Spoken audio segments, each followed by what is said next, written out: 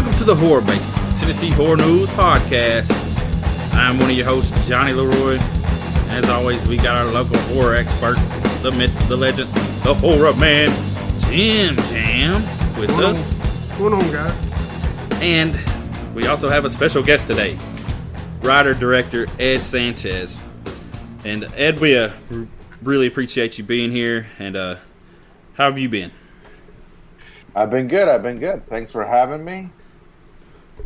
And so, Ed, you directed and wrote the Blair Witch Project, which, I mean, of course, is getting all the hype now, probably again, with the new movie of the Blair Witch coming back out, or the third one installment of it, I guess you would call it. Did you have any say in that, or is that just something that somebody took up? Well, Artisan, which was the company that bought the original film, was bought by Lionsgate years ago, and so they've owned Blair Witch for a while now, probably 10 years, more than 10 years now, and so we've been talking to them pretty much all the time, but on and off for the last since they got the property about another Blair Witch movie. We've pitched them some stuff.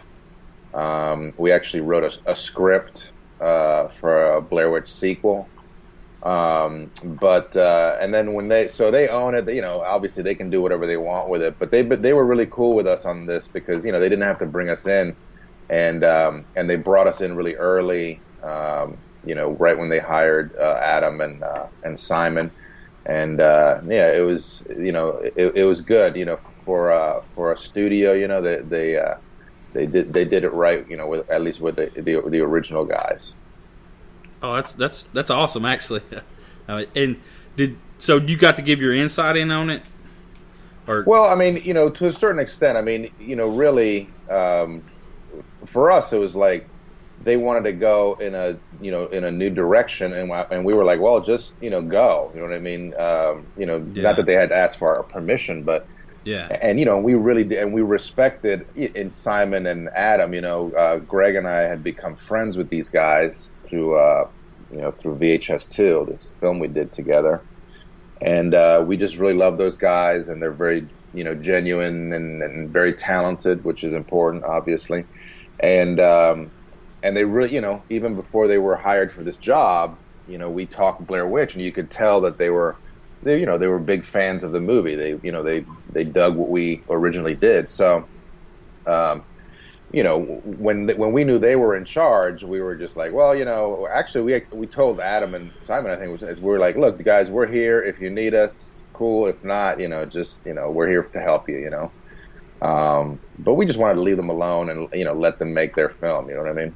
Yeah, that's pretty awesome because, to be honest, I just watched the film today, the Blair Witch Project, for the first time. Like, I didn't watch it back in '99. Everybody was like, "Oh, it's a real movie." Everybody thought that it was real, and I was like, "Give me a break," And then, So for the first time watching it, I really enjoyed it. Like, I'd heard all the hype about it around, at that time, and just I don't know. I wasn't into it, But yeah, I know what you're saying. And watching it, I was like, "Damn, that's actually a really good movie." People were like, "Oh, there's a lot of shaking of the camera and everything," but it wasn't that bad. I mean, well, you watched it at home, you have a big screen. Well, it's 45. Yep. Yeah, it's pretty good. Yeah, I mean, I think people, but it's not as shaky as it was in the theater. I mean, it made me sick. Like, I mean, every time we screened it, I always got a seat all the way in the back because it just, I'm just not good with that stuff. But we never knew that the movie was going to be in the theaters. We were just shooting this movie thinking that we were going to get a cable deal at best, or a video deal. Yeah. So that's why, it was so shaky. But yeah, man, no, that's cool because I know what you're saying. Like sometimes when something comes up and gets too much hype, I'm kind of like weary about it. You know what I mean? I'm just kind of like, I'll check it out later, or whatever. Yeah. After the hype has died down, and I've gotten to a lot of stuff after the hype has gone down, but yeah, it's like I mean the original is still an effective movie. I mean, you got to go in with the right mindset. It's not gonna be a special effects extravaganza, or it's not gonna have any sex. It's not gonna have pretty things. You know what I mean? Yeah. Like it's it's a harsh movie, and then it's a documentary basically, So you just have to be really patient with it. But yeah, if you kind of give yourself into it and watch it under the right circumstances, the right atmosphere, it's still a really chilling movie. I agree 100% on that. Especially when they're in the tent and tent starts getting shook and rattled. Wondering, did you have any part of that, shaking the tent? Of course. Heck yeah. I bet that was amazing. Fun as hell, wasn't it? That was pretty cool, man. I mean, it was like, look, man, you gotta go back to like when we were shooting in 1997. We were, all pretty broke, and this was going to be our last kind of hurrah. We were like, if this movie doesn't do it for us, then I think we're just, we'll continue to make movies, but this, we're going to have to get real jobs, and really concentrate on making a living, Yeah. So we had no idea, and we're like walking in the middle of the night, like at 1:00 in the morning, through these, this state park, and it's dark and it's kind of cold, and we have this guy like wrapped in we basically put we just put we wanted to make like a ghost effect on the film. We wanted to shoot like some kind of ghostly figure running through the woods. So we put this guy in like white long johns and he put white socks over his boots, and we just put like a white long sleeve shirt and like this white hose over his face and his hands. So he was just like this white not sparkly, but this kind of shiny thing whenever you put the light on it. Yeah. And on the way to shoot it, he fell in the water. Oh. And it was cold because he had to go over a log to get to the location. He had to go over the creek. And we were all like at 1 a.m. just going over this log, and he slipped in and got all wet. So he was really cold, but he was still cool, and he still wanted to do it. So we all kind of gathered around the tent. We approached slowly to their tent, and we realized they were sleeping. We waited to make sure that they were sleeping, because sometimes we'd get out there and they were still awake. We'd have to wait. Yeah, so we just went in and started, slowly, shaking the tent. Started playing these the sound effects of the little kids playing. We had like a little boom box. We started playing that, and started shaking the tent, and it was just freaky, man, to see them. Just their reactions was in the movie was more than we expected. It's just really, really genuine. I guess y'all had the actors go in and actually camping and stuff. Yeah. Okay. Yeah, they were camping out there for like 5 or 6 days. Wow, 5 or 6 days. So y'all didn't tell them that y'all was going to be coming up or nothing. So just to get the genuine effect of. Well, yeah, I mean, they were all, they're all obviously very smart people. So they had gone, we had, during the audition process, we kind of had to give away a couple of little beats, you know what I mean? Because we just wanted to see how people would react, Yeah. During the audition process. So they knew a little bit of what was going to happen and stuff, but no, they had no idea as far as like the details. Like we had never played, little kids, playing outside a tent. And actually, Mike Williams on the, I think right away, like during the rap party, he told me, he was like, man, you have no idea how freaky it is to be woken up in the middle of the night by little kids playing outside. When you're in the woods, you're camping, and you hear these little kids playing. Like, it's just the creepiest thing. Oh, I imagine. So, yeah, I mean, it was, the actors were definitely acting. I mean, their performances were amazing, but we did our best to kind of, promote that, to try to help them, get these kind of genuine reactions. I was helping my mother deliver newspapers in Nashville when about this time, it was coming out and getting all the promotion for it. And, of course, it was the Tennessean, and it had it all over the front page about how freaky it was and, just all the hype about it. And I was delivering papers with my mom at like 4 a.m. down hallways and stuff by woods. Yeah, that would freak me out just seeing that and then delivering them papers. So. But did you watch the movie? Oh yeah. I watched the movie, or just the commercial. No, I didn't get to go to the theater to watch it, but when it come out, I think back then it was VHS, wasn't it? Yeah, VHS, and yeah, it was DVD too, but VHS was still huge. Yeah, I I don't remember which one I watched it on, but I did get to watch it after it came off of theaters. But and I want to share this with you. This is my dad's thought. You know, he's an older guy. He told me it was a bunch of college kids on crack running through the woods from the shadows. Yeah, maybe. You know, you never know. But I think he watched it with me. Is what it was. I can't watch this. Yeah, that's a good. You know, that's as good a theory as any. But what I liked about it is the fact that, you know, you could scare so many people, and you didn't even have to show an actual character for the witch or nothing. That's what was amazing. Yeah, and we honestly didn't know if it was going to work or not. You know, we were just doing it because it was the only thing we had. You know, so it was the best thing we had, the best idea we had. So we had no idea if it was going to work, but we thought it was. You know, the idea that. You know, because we love those shows. Like, you guys ever watch the old In Search Ofs? Yeah, with Leonard Nimoy. I think. Yeah, I think I have. That's kind of what we wanted, what we modeled our movie after. You know what I'm saying? And then we just kind of eliminated the documentary stuff. But yeah, that was the whole idea, is just to kind of create this, you know, mythology and this reality where, like, the viewer could, like, completely escape, you know, think that they were watching something real, you know what I'm saying? And we thought, you know, that'd be pretty damn cool, you know? Oh, yeah, and it looked, back in that time, I guess, a lot of people did think it was real because, it was pretty much let on, right? Like, that. Yeah. It wasn't really said, no, it's fake. Like, if people said it was real, y'all just kind of let it, okay, believe it. No,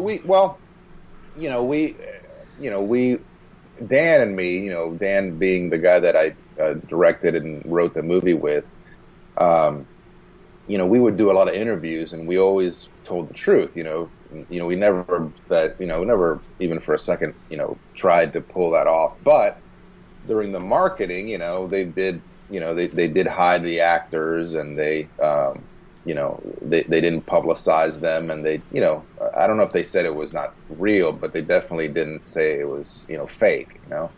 And all the marketing kind of pointed towards something real. And I think just people kind of, you know, they just believed it, you know. And, I think a lot of the people, obviously, early on went to the movies thinking that they were actually seeing something real. So that was, you know, pretty amazing.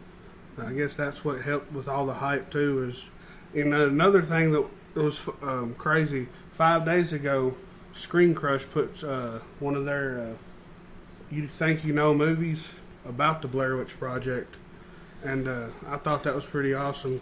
Coming up to the interview with you, that we got to see that, and they said that even people were calling Heather's mom's house, giving them condolences because they think her lost or whatever. Yeah. That'd be crazy. It was a little weird. I mean, that, you know, yeah, it got crazy. I mean, even before the movie was released, we had the website. We had a website, and we had there was a showing on a really obscure show on Bravo. There was a showing of, like, the mythology or whatever, and somebody tracked us down, and, like, a detective tracked us down and, like, was asking us questions, like a private detective about this case, you know, in Maryland. Oh my God! I can't find anything, you know. And this is before the internet, where you could Google anything. Yeah. So I think this guy had actually gone and tried to find the records in the library and stuff, and couldn't find any police reports, you know. That's crazy. So this guy, you know, he really got into it, man. He obviously did. I bet you let him down when you told him it wasn't real. I bet he was, like, upset. Oh, absolutely, man, absolutely. You know, but I think, you know, the great thing about the movie also, man, is that the people that, like, got the movie early, you know, like, that were early on with the website and stuff, they kind of helped play the joke on everybody. You know what I mean? Like, they were in on it. You know what I mean? Those early people. Yeah. Because that was, like, kind of the thing to do. It was like, oh, this guy doesn't know about Blair Witch. I'm going to tell him it's real, and I'm going to watch it with him and freak him out. You know. And I've heard so many stories like that. Like, even when I met Robert Rodriguez for the first time, he was telling me that he got a VHS before the movie came out. You know, there was a lot of VHS copies running around, especially in Hollywood. and so he got a copy of of the movie on VHS, and told his sister that it was real, and like showed it to her, and she freaked out, like she was and she's still kind of mad at him to this day for that. But there's so many stories like that of people kind of just sneaking it under the radar and like being in on the joke, and even taking people to the movie theater, like, oh man, we gotta see this movie. It's real, yeah, look, and then just kind of fooling your friends into watching it and stuff. So it was just kind of that. It was just it was just I've said it a million times. It was like catching lightning in a bottle, man. It was just it was like an idea that really caught on, and people really embraced it quickly. Yeah, and is it considered the first found footage film, or is there any before its time? Yeah, no, it's not the first found footage movie. I mean, it's the first. They're called found footage movies because I think in the title of Blair Witch it says their footage was found. Okay. So everybody's like, oh, but we called it more like, we used to call it POV, like point of view cinema. Yeah, that's pretty much what it was. Yeah. Yeah, because not all found footage movies are about found footage. Some you're just it's not about finding the footage at all. It's just about experiencing the situation with these people. Yeah. But yeah, it was. Wait, what was the original question, dude? He's asking about, was it the original found footage? Like, was it the first found footage? No. But there was a bunch of pseudo kind of documentaries. I mean, like I said, In Search of, that show was doing it, and also the same guys that did that show did movies like Chair of the Gods. And they did a bunch of like UFO stuff, like they were just kind of fooling people all the time with this kind of pseudo documentary stuff. But there was actually a movie that was called Cannibal Holocaust that came out, I guess, in the late '70s, and I hadn't seen it. Dan, none of the people that did Blair Witch had ever seen that movie because it was banned in the United States because it had a lot of animal cruelty, a lot of animal mutilations, like on camera animal mutilations, and it just wasn't the right thing for the U.S. audience. Yeah. But Dan and I are always like, man, we're really lucky that we never saw that movie because it really is the exact same premise as Blair Witch. And I think if Dan and I had either of us had seen that movie, we would have been like, nah, we got to come up with something else because that's already been done. Yeah. So yeah, but it was the same thing. It's like this documentary crew goes to Peru or some kind of some South American country like that, and to document like this tribe of cannibals, and you can imagine what happens, and then their footage is found and being I guess evaluated and like being examined, and that's like the exact premise that we had for Blair Witch. Like, it's footage that's found, and then we examine it as a documentary. And then in the end, right before we entered Sundance, we decided to cut out all the documentary stuff and just make it as the footage. But there had definitely been stuff that had come before. I think this is the idea that really got caught fire. It definitely caught fire. Yeah. Yeah. Did y'all both come up with the writing of the story, and who come up with Blair Witch itself, or is it an actual legend? Yeah. No, it's not. Okay. But a lot of people still think it's a legend, but it's not a real legend. It was Dan and I. We needed a reason for them to go into the woods. So we knew that there was going to be some kind of mythology, like a witch, or we were thinking of maybe it's a man, just to stay away from the whole witch thing, and we were like, what are we going to do, whatever. So we didn't know what it was going to be, but we started to develop this mythology, and eventually we landed. Okay, it's a witch. It's this woman that was kind of like the Salem witch trials, which was condemned to death because she was found doing witchcraft, and then the town of Blair, basically went dead after that. Like, everybody was killed on the township of Blair after Ellie Kedward, and everybody thinks that it was the Blair Witch that killed everybody. So since that time, there's been something weird in these woods. So, we started coming up with the mythology, and then one day I was, it was early in the process. I was thinking of like, okay, I was about to do work on a treatment, and I was like, we got to call this something. So I said, I'm gonna let's call it Blair Witch, and Blair was just a name of a high. My sister went to Blair High School. And Linda Blair from The Exorcist was, The Exorcist is like, the scariest movie I've ever seen. So, it was just something about that name, and Blair from The Facts of Life. I don't know if that came into being, whatever, but into the idea, But I just said Blair Witch, and I said, we'll change it later, that'll just be whatever. And it just ended up sticking, and that's where the name came up. But pretty much everything else, man. I mean, I know that, obviously there's some stuff that Dan and, we came up separately, but it really was Dan and I, and then Greg Hale, who was our producer. It really was like this team of people coming up, and then Ben Rock and, all the crew that helped us in Maryland, and then obviously the actors. It was always like, the movie was always like this very collaborative kind of process. But, yeah, Dan and I worked out mostly just the beats of the, of the movie.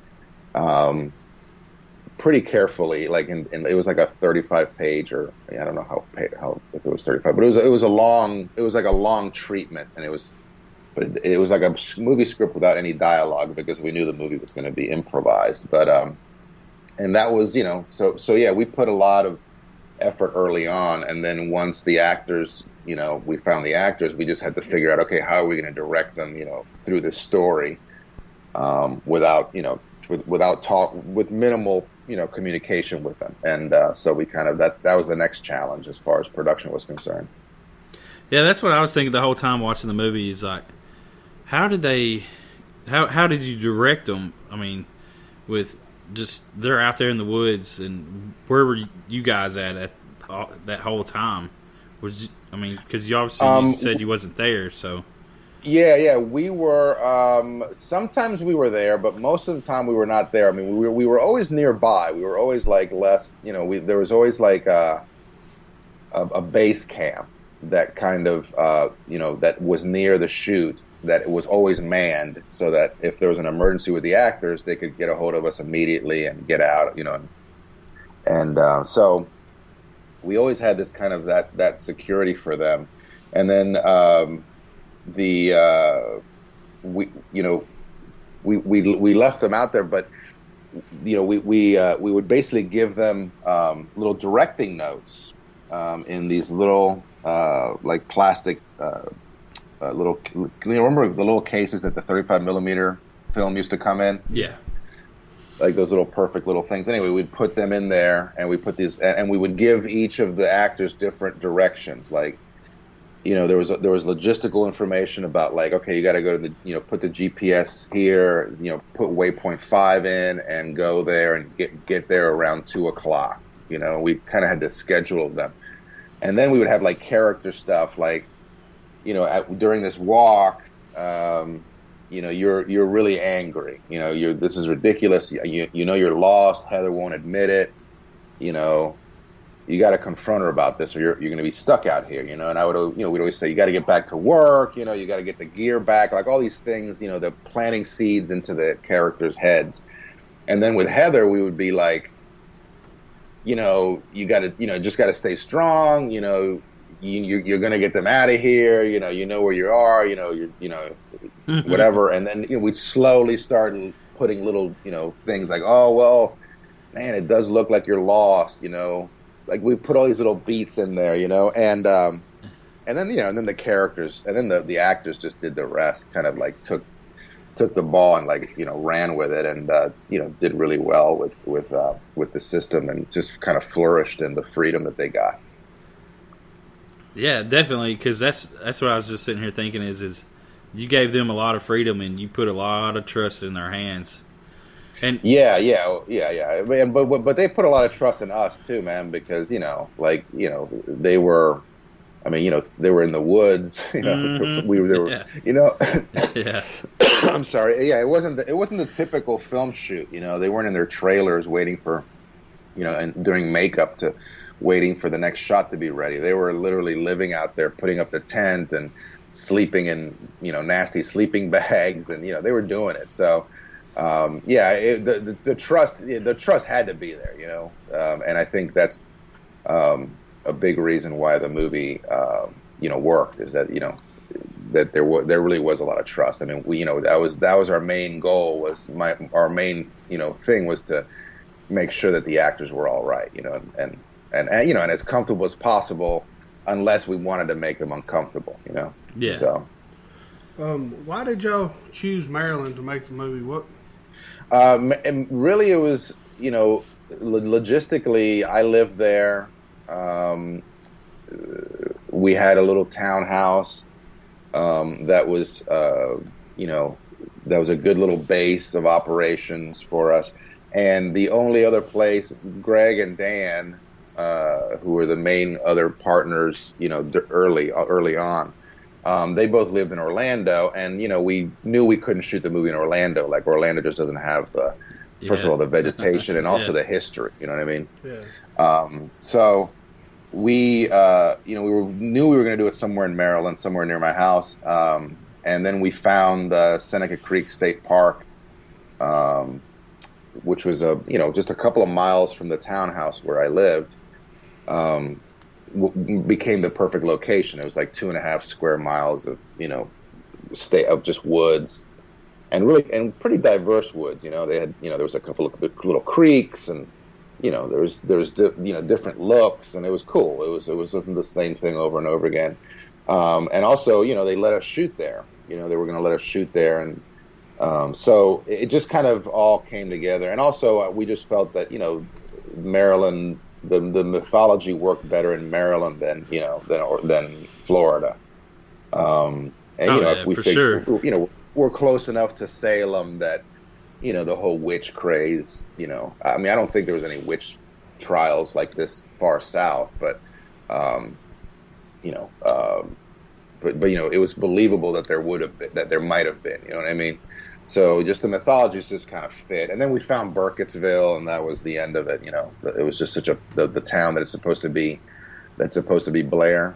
Yeah. It was just a perfect little town, and we were just like, wow, that looks so cool. Let's use that, And then we didn't know that the people were going to come in and steal their signs and shit. So unfortunately, that happened. But yeah, it was, so that's why we shot in Maryland, a bunch of different reasons, but mostly just because it was, it just made sense on a bunch of different levels. Hell yeah. I mean, that makes a lot of sense. All right. That's about the Blair Witch and all. So what are you working on now? Like, currently you're working on new things, and yeah, I'm directing, some TV. I'm like in Vancouver right now, about to start an episode of Supernatural, and so I do that kind of stuff. And then I have we're developing a television show of our own with Stars, and we're just waiting to see if they're gonna go forward with it. They had us write a pilot script, and everything seems to be cool. But you never know. You never know when with these things until they happen. So we'll see what happens. And then we have a feature that we're working on with Blumhouse that we should be getting going soon. But just continuing to develop stuff. Low budget features, and so just kind of staying in the mix and trying to stay as busy as possible. Sounds like you're staying busy. Yeah. I want to hit on one thing, though, because me and Jonathan both are huge fans of Supernatural. Yeah. Oh, cool. Yeah, I love Supernatural. I've watched it from day one. From the beginning? Yeah, from the very beginning. Yeah, I was, I watched a little bit of the first season, but then it just, it didn't captivate me, and also I was kind of the wrong age group and stuff, but now that I've been working on it, it's a really cool show, and it's a really fun show. Like, it's just they're always kind of doing new things, and it's just, and then and the two guys, Jared and Jensen, are just the chemistry together is just amazing. You know what I mean? And it's they're really good guys too. I already did an episode earlier this year, and you can see why the show's lasted so long, man. Is that Jared and Jensen really like are the center of it, and they're good guys, and the crew loves them, and it's that's a huge reason why the show's lasted as long as it has. Yeah, I wouldn't mind it keep on going because I could keep on watching it as long as they can. Yeah, it is a fun show. I like just how they every once in a while they'll just do an odd episode, like it just Like it the don't Wizard even of Oz one. yeah, it don't even follow in. It's just weird. Yeah, that's what I like about it is that they kind of they go off the rails a little bit, but that's what's fun about it. That was what's fun about X-Files. That was what's fun about X-Files too. Sometimes they just come out of left field with something. Those were the best episodes, really. Yeah, don't always have to be so serious with Yeah. I want to ask you about the Exist movie because I'm fascinated with the whole Bigfoot thing. How was it making that movie? Dude, it was a lot of fun. I've been fascinated with Bigfoot since I was a little kid, and I've always wanted to make a Bigfoot movie. And as soon as we did Blair Witch, one of the earliest things that we were talking about, we're like, we got to do a Bigfoot movie. Yeah, we got to do a Bigfoot movie. But and then I wrote I think this version of Exist was like the third Bigfoot script that I've written or co-written. Yeah. So I was obsessed with it, man, and I finally got a chance to do it. And I always thought that the creature, my problem with Bigfoot movies, a lot of them is that, it's a Bigfoot movie. So you're gonna have to show the creature somehow. That's what the people are paying for. It's like Jaws. All right, yeah, I love the shark and I love the suspense, but at the end, if you hadn't seen that shark, go up on that boat and and eat and swallow what was it, Robert Shaw. That's what paid off that movie and made it like the masterpiece that it is. You know what I mean? Yeah. So for me, it was like, if you're gonna make a Bigfoot movie, at least for us, if you're gonna make a Bigfoot movie, you got to have at least enough money to get a really good suit, made. And we got the best damn suit people in the business to build us our suit, and then we got the best guy ever, that the best Bigfoot dude ever, really, Brian Steele, and the rest of it was just kind of pointing the camera in the right direction, and just kind of staying out of the way, Wasn't there more than one Bigfoot in that movie though? There was a mom or a dad and a cub. Okay. But no, there was only one. Okay. So that was I don't want to give away no spoilers in case no one saw it, but did you see more than one? I might be wrong. I'm thinking.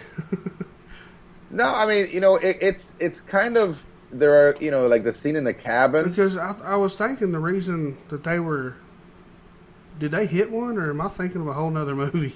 You're thinking of Marietta Henderson's. No, dude, kidding. You're right. No, that's kind of what you find out at the end, that they killed its son, right? They killed the son. Yeah, they killed the cub. Yeah, I'm like, man, don't make me thinking I'm talking about a whole nother movie. But yeah, and that's what we wanted to do, man. Like, we wanted to like not make it just this like killing machine. We wanted there to be like a reason for why the Bigfoot, was doing this. You know what I mean? So that's another thing I liked about it, because it actually gave a reason why. Usually, you'd think they'd probably be peaceful and leave people alone, but yeah, I mean, you figure if they haven't been found, up to this point, then they're pretty damn good at just kind of staying to themselves, So obviously, you don't piss them off. Yeah. Yeah. So, I've always thought that, if they're out there, they're pretty damn good at hiding, so they're not going to like go and attack somebody for no good reason, Yeah. But yeah, it was a lot of fun, man. We didn't think that, we didn't imagine that the suit was going to look as good as it did.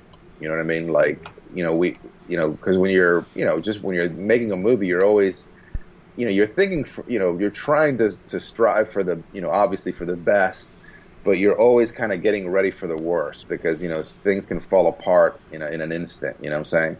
So, I knew that these guys that were building us the suit were good, but I was like, until I see it, I can't, I have to kind of hedge my bets and think, okay, what if I can't get close-ups with the suit? You know what I mean? Why can't what if I can't get to the face, Yeah. But man, once I saw, Brian Steele in the suit and we were shooting him, close up, just pretending to eat stuff with a camera test.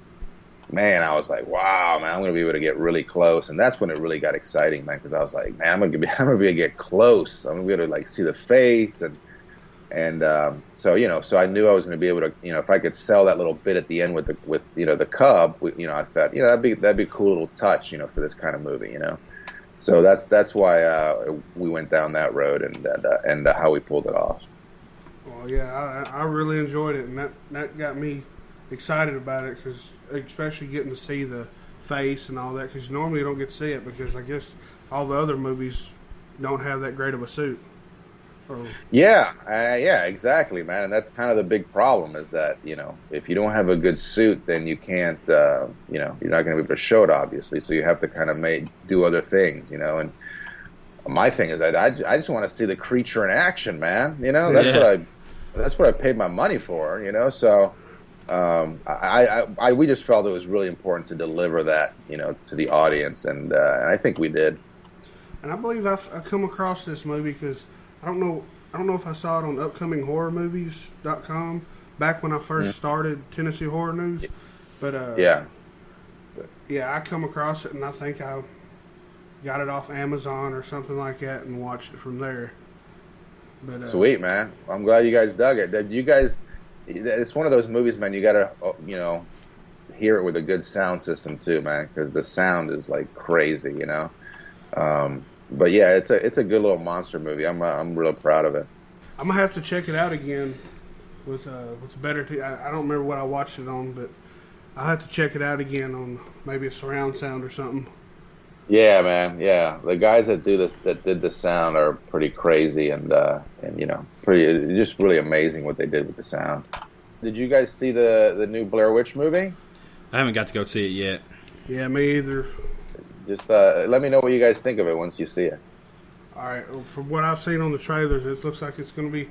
Well, we didn't get to ask about this, about the official Part 2 movie. Is that the official of the Book of Shadows? Well, yes, it was officially a sequel. I don't know what. I mean, I guess it's still the sequel. I don't know how do you get that honor, taken away from you or whatever. Well,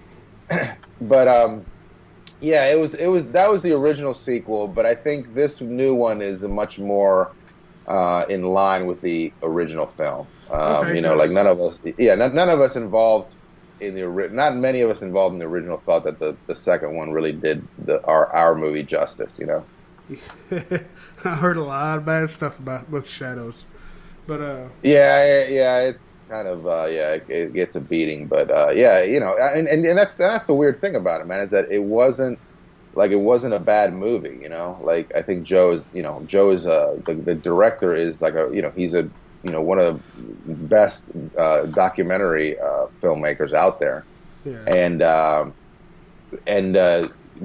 don't think that Book of Shadows was terrible. I just think that it was the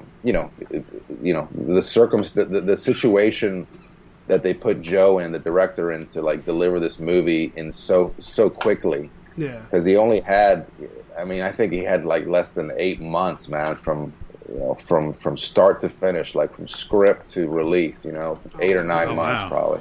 You can't expect nothing good then. Yeah, it was crazy, man. So, it was just a bad situation that happened, and unfortunately, it kind of killed the franchise for a little while. Yeah, that's what usually kills the movie, though, is you forcing it, or like the franchises, like the movie companies want to. Oh, let's hurry up and force it out, and then try to grab the money. Get this money grab. Yes, and it's like take your time with it. It was definitely a cash grab. Yeah, and people see that, and they're just like, "Come on, man! Yeah, don't do that." Yeah, people see right through that crap, man. And I think I read somewhere that the new Blair Witch that just come out is a remake of the second one, right? Or No, it's No, not a remake of this. It's not a remake of the second one. It's and it's not really a remake of the first one. It has similar beats, but it's a movie that takes place in the woods, and it has similar elements and stuff. But it actually is a true sequel. It's a sequel. It's Heather's brother goes out to try to find his sister. Yeah, that's what I was thinking of. Like many years later.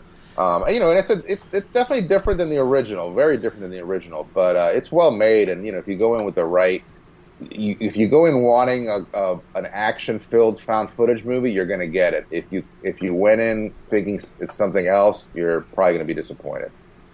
Yeah, I think a lot of people do that with movies, though. They go in with a different mindset, and then when they leave, they're like, "Oh, that movie sucked."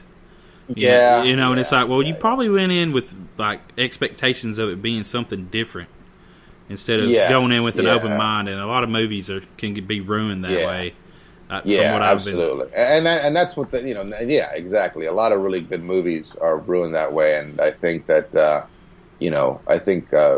this movie holds up, and I think it's a cool film. It's a good sequel to our movie.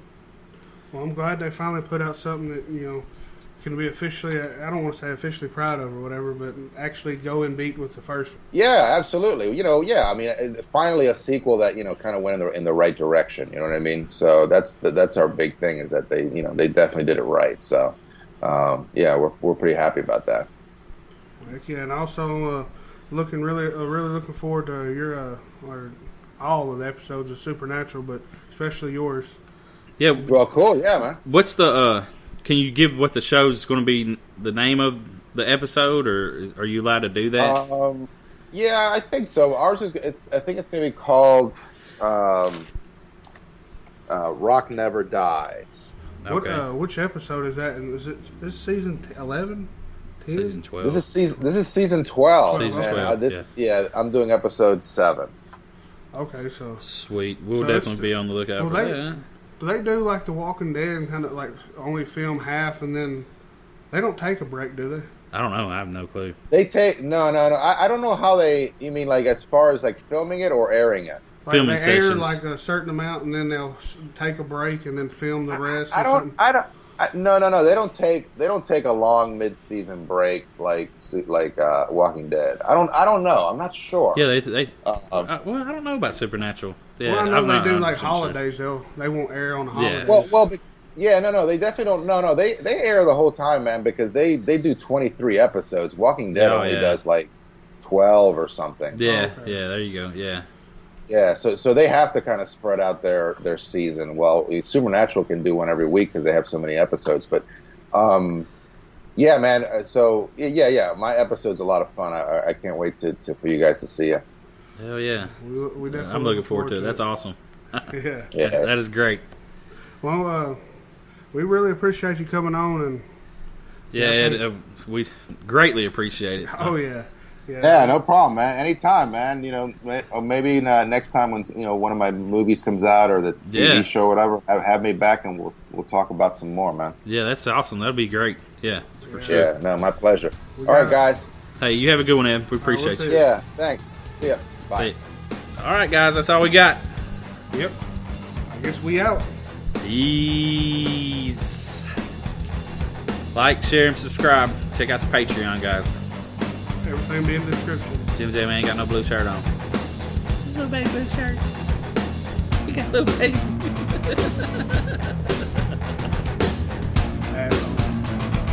We love you. Thank you for everything. Y'all are amazing. Yeah. I thank my mom, my dad. This ain't a speech, my bad.